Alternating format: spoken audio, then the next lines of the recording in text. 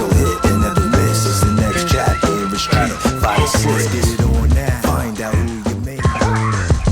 Yo, Cody David Holmes, Fighters Recess Outside the Ring, where we dive into the things that are happening outside of these games that we play, yet parallel to them, such as fighting sticks.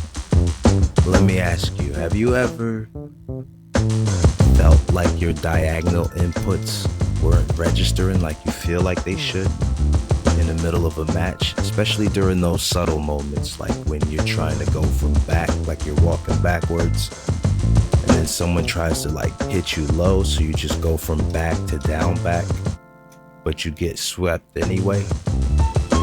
Or if you're already crouching and you want to go into a fireball from there, and that seems to be a little bit difficult to do as well. If you've ever gone through such things, then this video right here might just have the solution for you, starting now.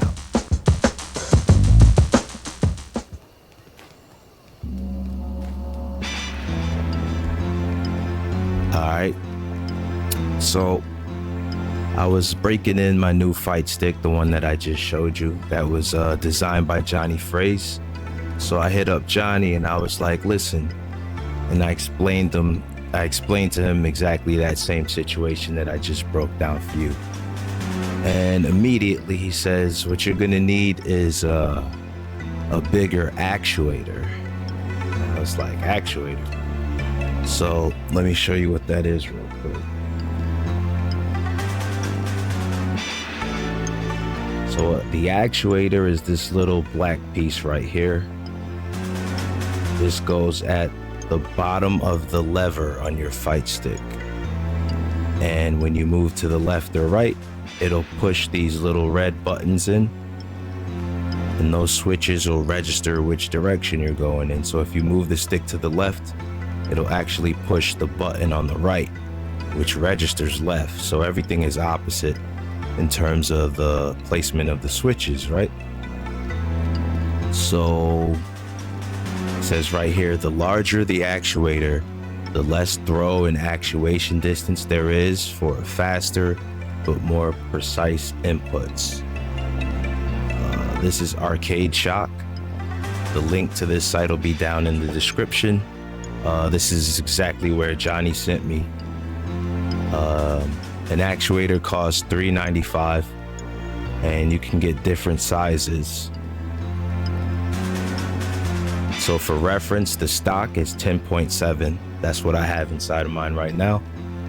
And what I did, I ordered 11.5. Johnny says 12 and up is for a whole different genre of game.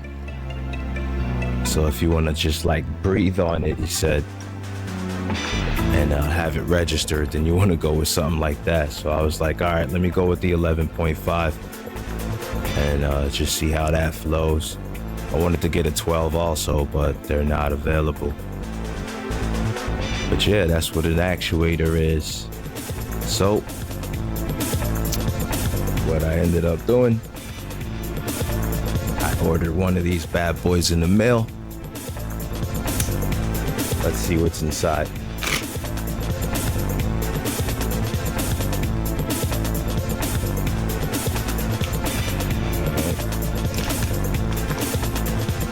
Wrapped in bubble wrap.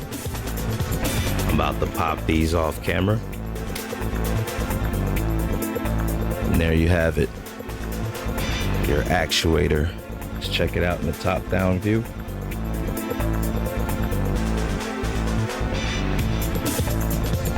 Just like in the diagram, and it has a wide base. So let's perform some surgery, see what the original one looks like, so we can compare it. All right, first you take your easy to remove lever off the top, turn her upside down.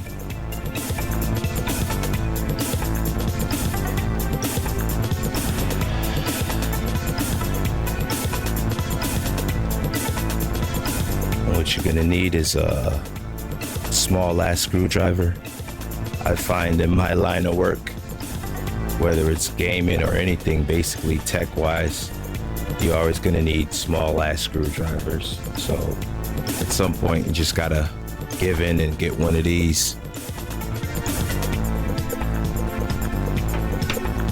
Different stuff of all sizes. And then you're gonna need a regular screwdriver as well. I'll show you why in a little bit. So, just like in the diagram, the actuator's right here. You can see it underneath, and it's held together by this E-clip, which you're gonna take your small ass screwdriver, pry it out in order to release all the pieces that are inside. But let me just demonstrate real quick what I was talking about earlier.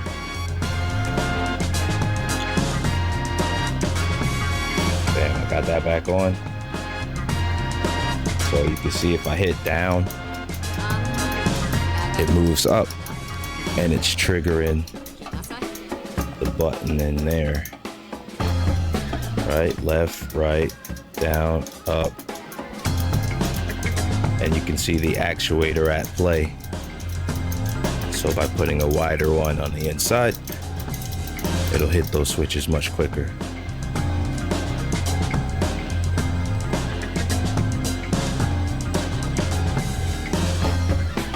All right, so you want to be careful when you're prying this out, because this is all spring loaded.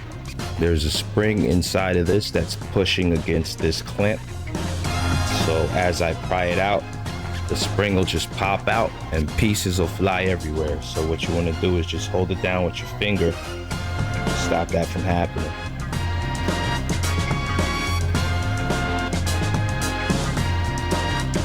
It'll probably happen anyways. There, bam, got it out. No problem. Hopefully me telling you this in advance will make things go just as smooth for you. Right? And then bam, actuator's out. Let's get the new one, compare and contrast.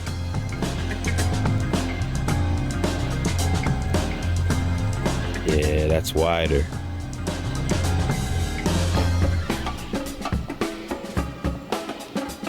And that's the difference right there. But let's just say, hypothetically, you didn't listen to me, or you came across this video after your springs popped out and you lost everything. And then you had to scramble around the room to find all the pieces, and now you don't know how they go back together. So I'm gonna take everything out and show you guys how this all goes.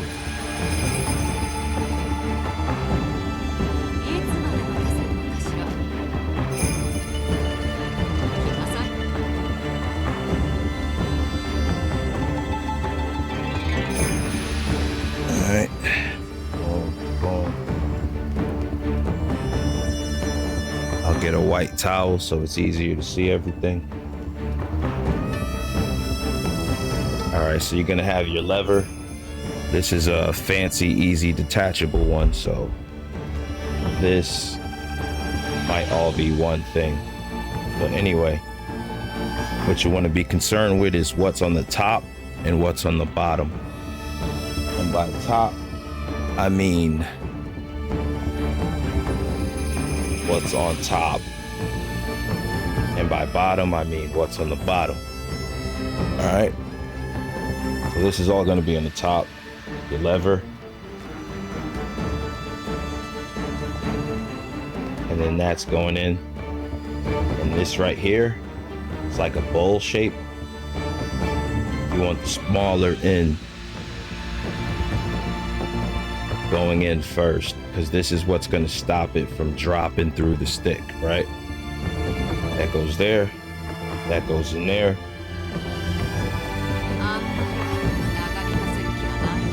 Then on the bottom end, you're gonna have this piece right here. It's gonna go right there, because that's where the spring's gonna fit into. Right there.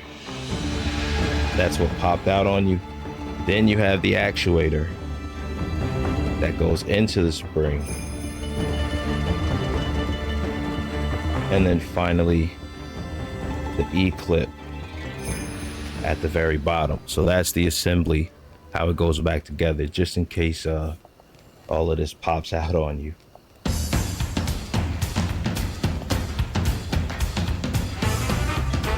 All right.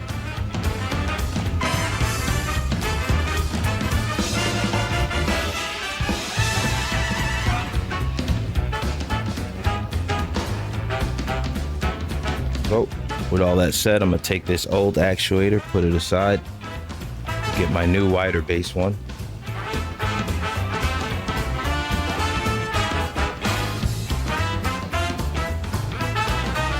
Like I mentioned, top down. This is gonna go in from the top.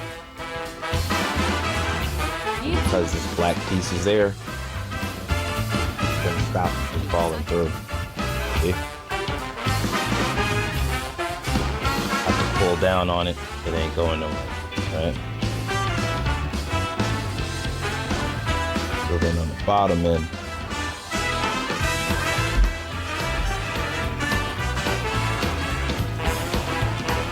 so right now I'm holding this with my finger. Otherwise it'll fall out the top because there's nothing stopping it from going down. But that's what's going to be on this side. So this piece right here is going to go from the bottom, and that's going to stop it from falling the other way, where my finger's holding it right now.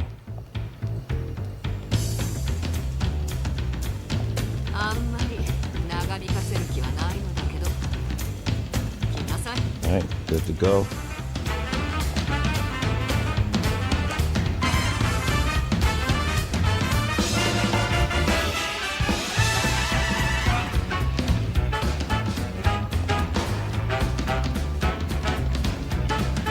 Next comes the spring.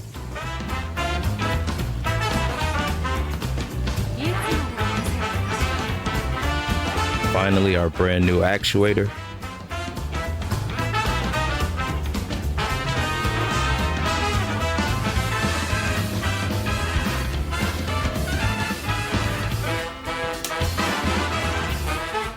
Alright, so from here, you just want to take your finger and push down on the spring. Just enough so that your E-clamp can fit in that groove. This part you want to take your time with because you might drop it and it could land on the inside. Hopefully that doesn't happen because I just said it.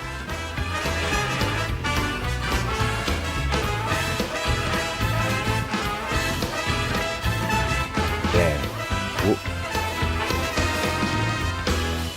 Put some pressure on there.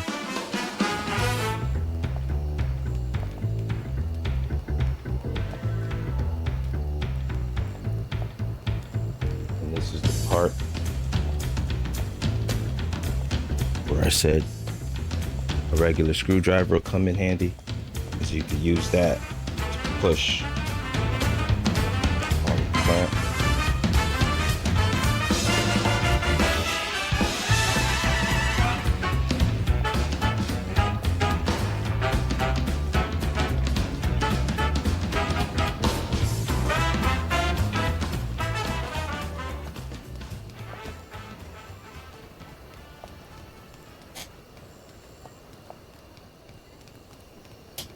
Bam.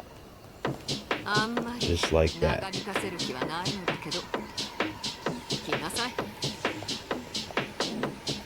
Oh, I can feel it. So much resistance. Very interesting. Then come back on the top end. This would already be on if you don't have this detachable joint.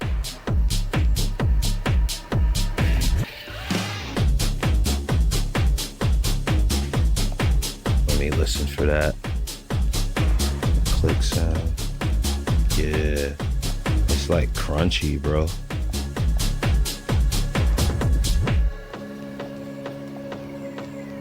Sounds good.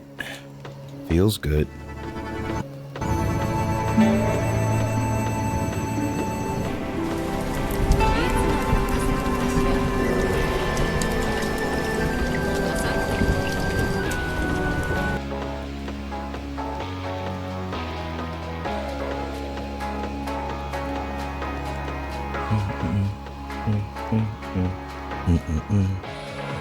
You might be wondering why I got these screws here like this. Normally there's these clamps that hold on your octagonal gate. I did this in my last video. It makes it hard to get the gate off sometimes depending on the clip, so I just pop them off and use screws to put it in instead. I got the idea from my Hori. The Hori has proprietary 8-way gates and they're put on with screws. So I was like, let me do it with this. But I went to Home Depot. The screws were a little bit too long, but for some reason it looks dope. So I just kept it that way. Maybe I'll hang like a charm or something off the extra screw space. All right, sticks back together. New actuators in.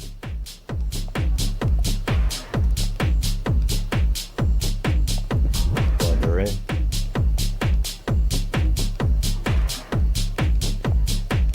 Lone Wolf Moon.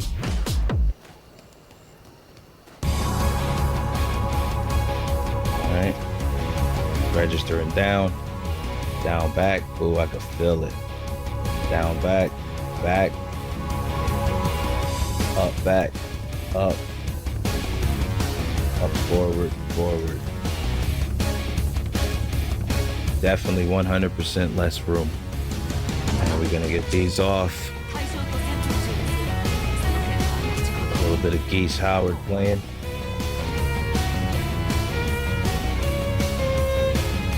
See how it feels in game.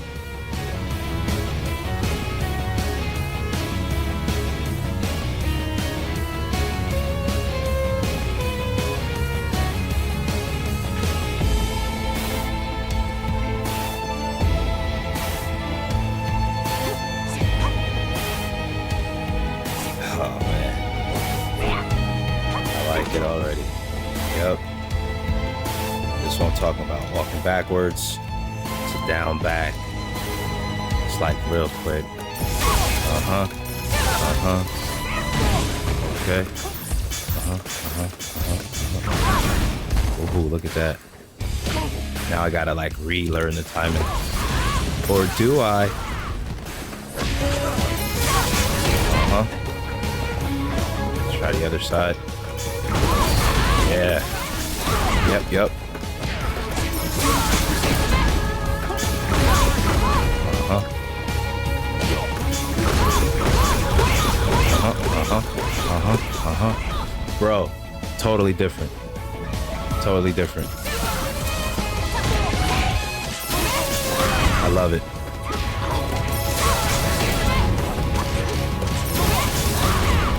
Oh, I'm about to go to rank right now.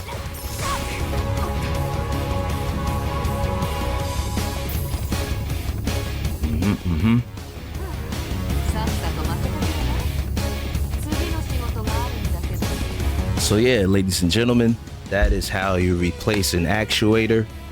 So as I stated in the beginning, if you feel like your inputs aren't doing exactly what you want them to do, maybe it's not because you suck, right? You know what I mean?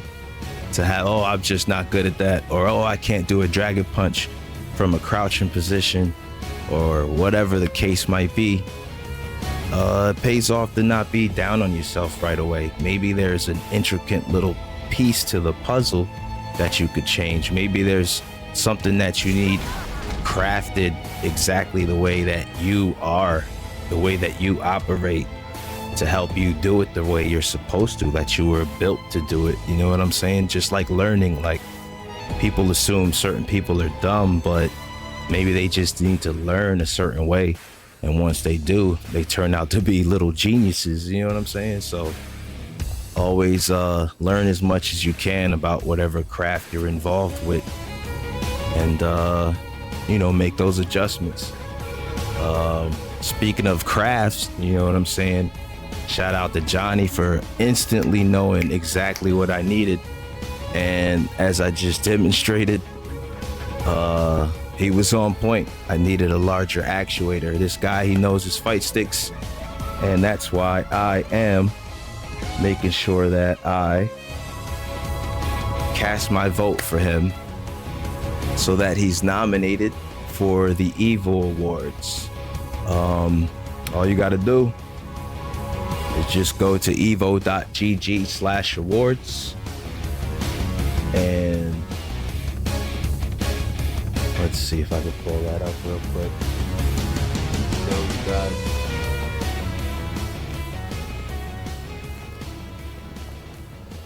bam, Evo Awards, best custom controller, highlight that, and then just put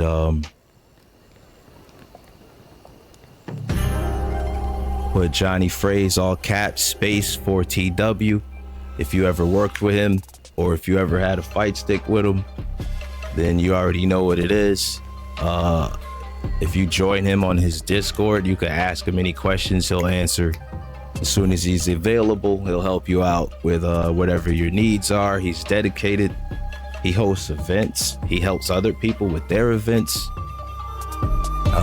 Definitely, you know what I mean? And if you don't know who he is, I'm gonna have a link to his channel down in the description. Go just check him out.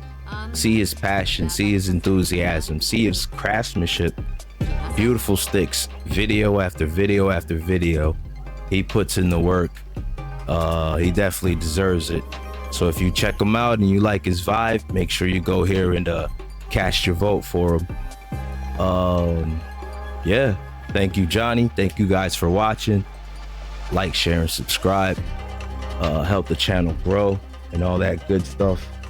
You know what I mean?